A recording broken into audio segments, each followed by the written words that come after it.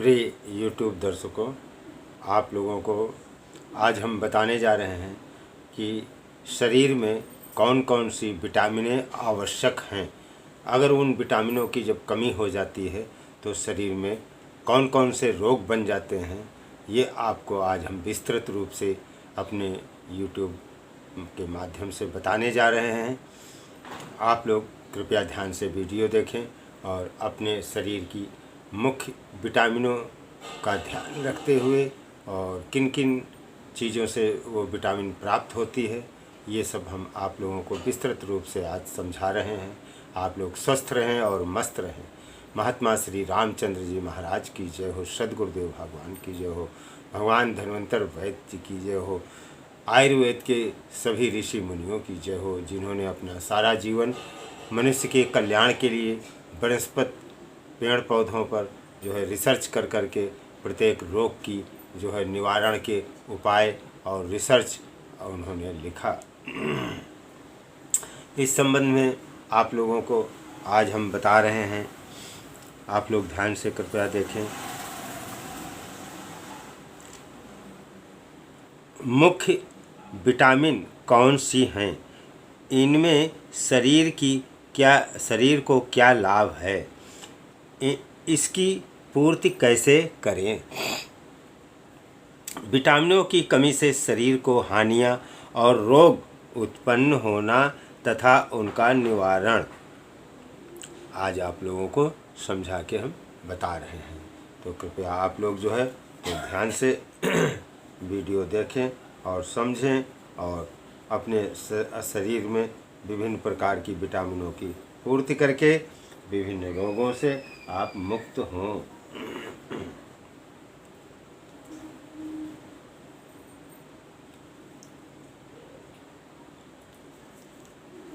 मुख्य विटामिन सबसे नंबर 1 है विटामिन ए।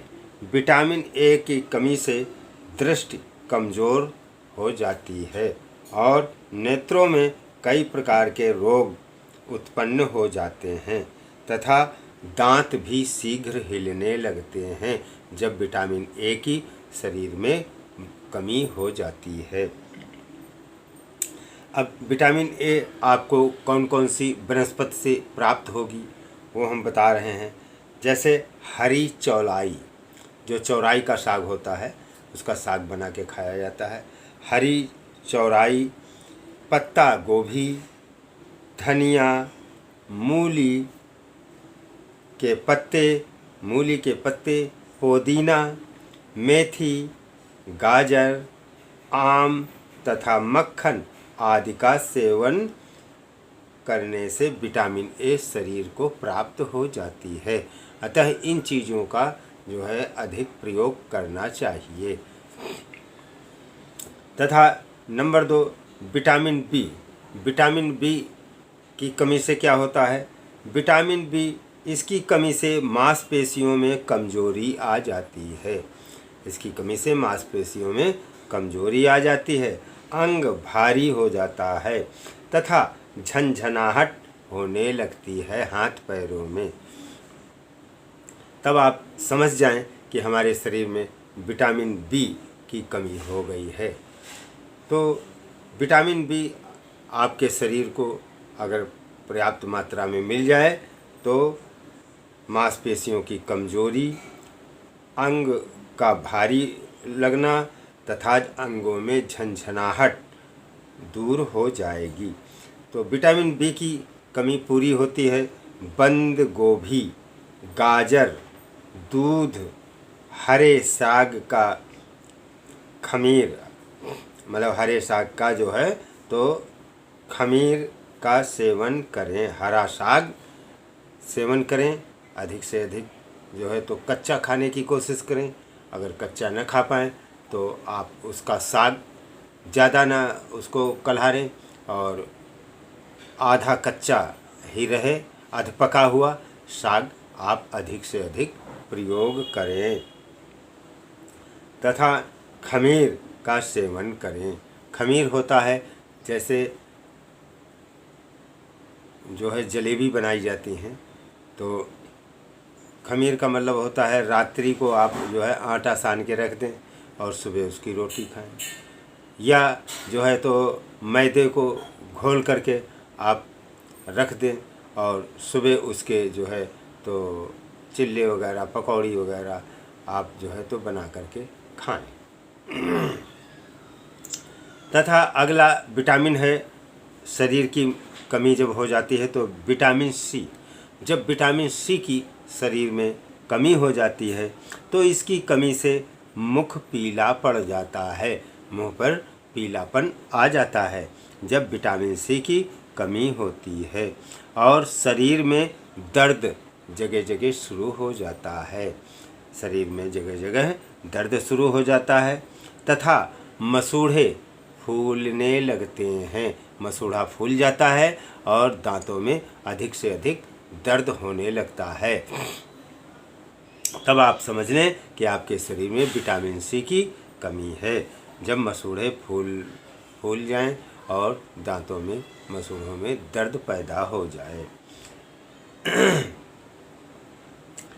तथा पायरिया भी हो जाती। पायरिया कहते हैं कि जो है तो जब बोलने चालने में मुख से हल्की सी बदबू आने लगे तो आप जान लीजिए पायरिया की शुरुआत हमारे मुख में हो गई है। जब पायरिया थोड़ा बढ़ जाती है तब दांतों में ठंडा पानी लगता है, गर्म पानी लगता है, और ठंडा अधिक गर्म पीने से दांतों में दर्द उत्पन्न होता है। तब आप समझ लीजिए पायरिया हमको बहुत ज़ोर से हो गई है। रक्त की कमी, विटामिन सी से रक्त की कमी भी हो जाती है, और सर्दी अधिक लगती है, मतलब सर्दी लग के जुकाम बुखार आ जाना, तो सर्दी अधिक लग जाती है, और निमोनिया जैसा बुखार भी हो जाता है। फ्लू आदि रोग होते हैं। फ्लू माने होता है नाक पानी जैसी बहना। जब नाक पानी जैसी बहने लगे तो आप जान जाइए कि हमारे शरीर में विटामिन सी की कमी हो गई है। तो विटामिन सी की कमी आप तुरंत पूरा करें। विटामिन सी की कमी पूरी होती है संतरा से, नींबू से, मौसमी से, तथा रसदार फलों का अधिक इस्तेमाल लाभकारी होता है, और आंवला बहुत ही उत्तम होता है। आंवले से सबसे ज़्यादा जो है विटामिन सी शरीर को प्राप्त होती है।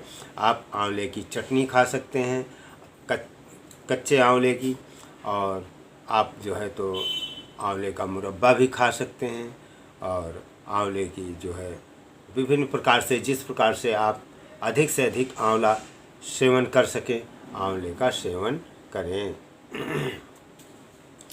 इस प्रकार से जो है तो आपके शरीर में वनस्पति से जो है तो विटामिन सी की पूर्ति हो जाएगी।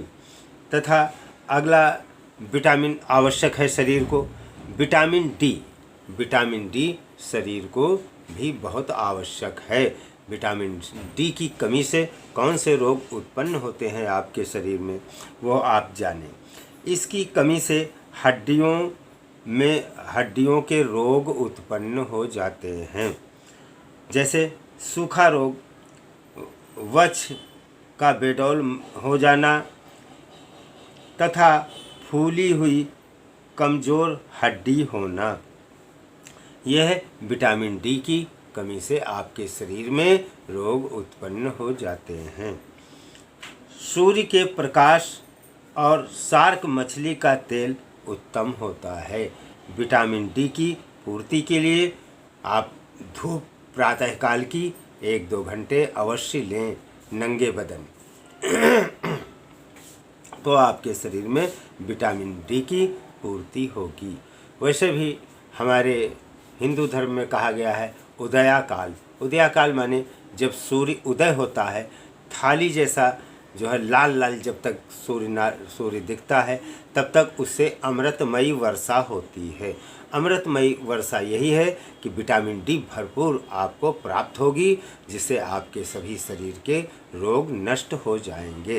तो प्रातःकाल ये सूर्य जब तक लाल थाली जैसा दिखता है तब तक उससे जो है अमृतमयी किरणें निकलती हैं। इसका समय होता है सूर्योदय से लेकर आधे घंटे और अधिक से अधिक 1 घंटे तक।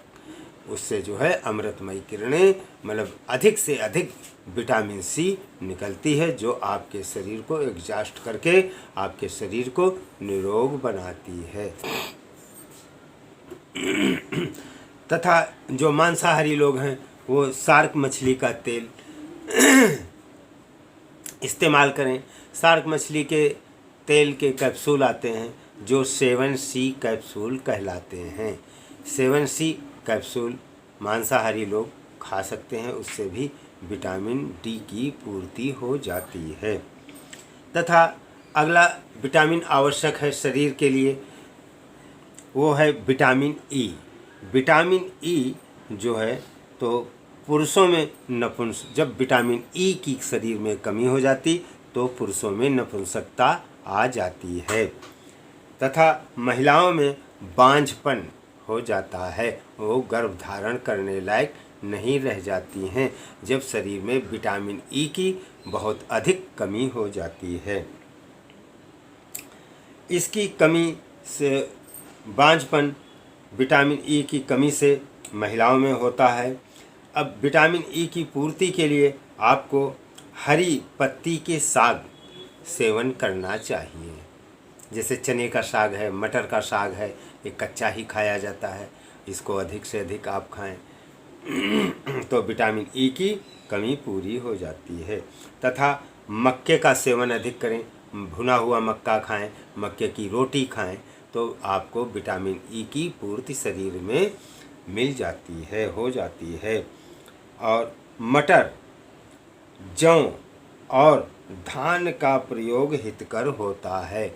धान माने जिसका चावल होता है, तो भुना हुआ चावल आप इस्तेमाल करें, और उसके चूरा इस्तेमाल करें।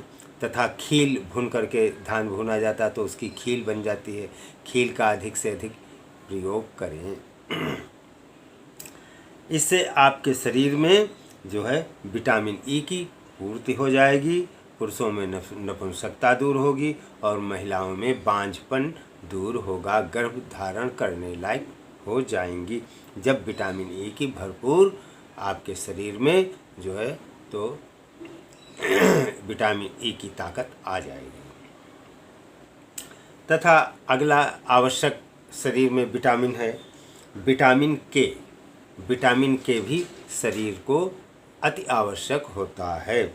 विटामिन के, इसकी कमी से खून नहीं जमता है।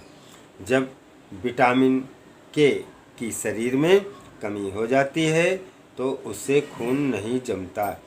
यह गोभी में पाया जाता है, नमक में पाया जाता है, टमाटर और सोयाबीन में पाया जाता है विटामिन के। तो विटामिन के की पूर्ति आप वनस्पति के द्वारा और साग सब्जियों के द्वारा आप अपने शरीर को हष्ट पुष्ट बनाएं। और जो आवश्यक विटामिनें हैं और उनसे क्या क्या रोग उत्पन्न होते हैं वो सब आज हमने आप लोगों को अपने वीडियो के माध्यम से जो है बता दिया है। और आप इस प्रकार से जो है साग सब्जियों से, फलों से, वनस्पति से अपने शरीर की अति आवश्यक जो ये विटामिन ए है, विटामिन बी है, विटामिन सी है, विटामिन डी, विटामिन ई और विटामिन के, इतनी विटामिनों को शरीर में भरपूर मात्रा में रहना चाहिए। अगर कोई भी विटामिन कम होती है तो जैसा अभी पूर्व में आपको मैंने बताया कौन सी विटामिन के कमी से शरीर में कौन से रोग उत्पन्न हो जाते हैं। तो इस प्रकार से आप लोग जो है हष्ट पुष्ट रहें, स्वस्थ रहें, मस्त रहें। भारत माता की जय हो, वंदे मातरम। हमारे भारतवर्ष की समस्त जनता निरोगी और स्वस्थ रहे और हमारा स्वस्थ भारत कहलाए तथा हमारा राष्ट्र समृद्ध हो। तो इसी प्रकार से राष्ट्र समृद्ध होता है कि जब हमारे यहाँ के प्रत्येक मानव जो है तो समृद्ध होगा तो हमारा राष्ट्र समृद्ध होगा। सर्वे भवन्तु सुखिनः, सर्वे सन्तु निरामयाः। आयुर्वेदाय सब रोग हराय नमः।